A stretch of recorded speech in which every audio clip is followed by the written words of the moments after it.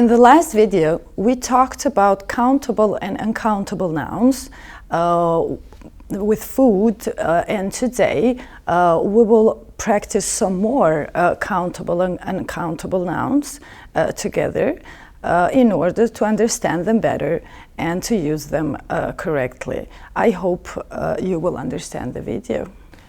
So in the end of this video, I expect you to be able to identify and use count and uncount nouns and common quantifiers.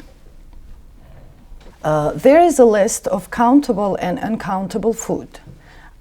We are going to read and see together which food is considered to be countable and which one is considered to be uncountable. So countable nouns, food countable nouns, is pancake, sausage, egg, potato, cookie, fries, candy, burger, sandwich, hot dog, cherry, apple, grape, orange, olive, watermelon, carrot, tomato, pea, vegetable. So these are considered to be countable, so you can count them.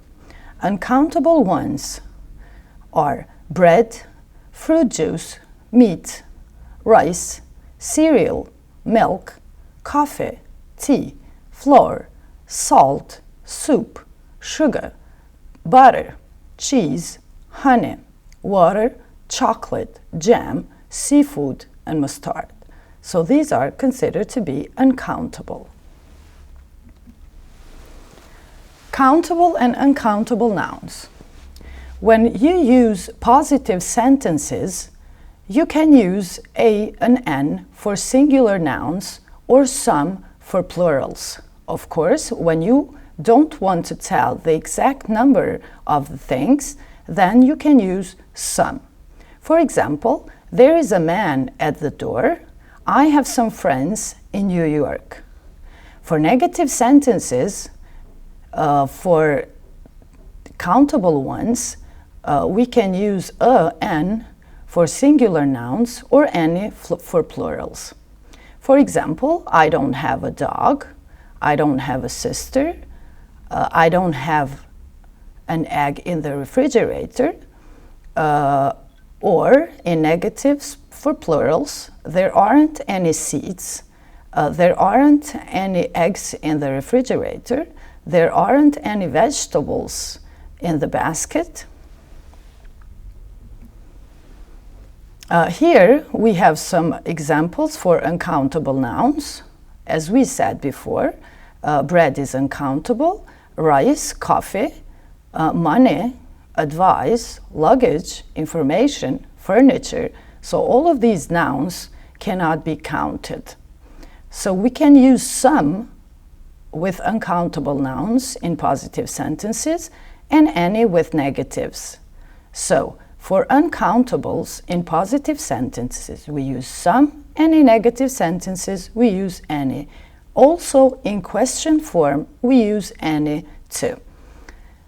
For example, there is some milk in the fridge, there isn't any coffee left. So in questions, we use a, an, any, or how many with countable nouns. For example, is there an email address to write to? Are there any chairs? How many chairs are there? So as you can see, for countables, we use a, an in questions, we use any, and we use how many. But when we are offering something or asking for something, we normally use some. For example, do you want some chocolate? Can we have some more chairs, please? We also use some in a question when we think the answer will be yes. For example, have you got some new glasses? And we use any or how much with uncountable nouns. For example, is there any sugar? How much orange juice is there? Here, there are some exercises that I want you to practice using quantifiers that we mentioned so far. I will give you some time to try and use any, some, many, and how much, many. So try to figure out which one goes with which sentence.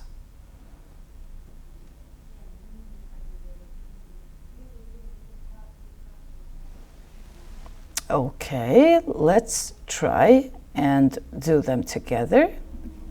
So, the first one, we didn't have any problems. 2, do you want some chocolate? 3, how many people have sent you email? 4, I need some information about train times. 5, we haven't got any luggage. 6, there isn't any space in the car. 7, I've got some new shoes, but I didn't get shirt. 8, I've got a brother and 2 sisters. 9, how much sugar do you put in your tea? Okay, this was all about using quantifiers in sentences. I hope from now you won't have any problems using them in everyday English. Thank you for your attention.